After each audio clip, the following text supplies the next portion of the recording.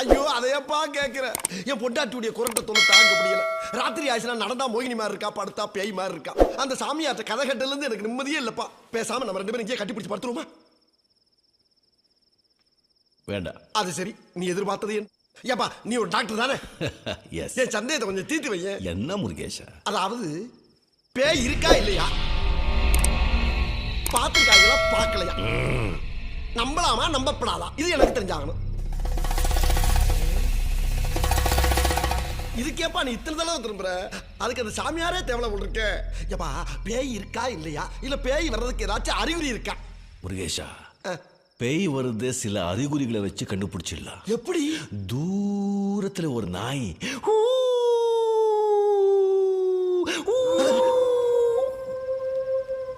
ஏப்பா நிஜமாலுமே இதே சவுண்ட் அங்க கேக்குதுப்பா.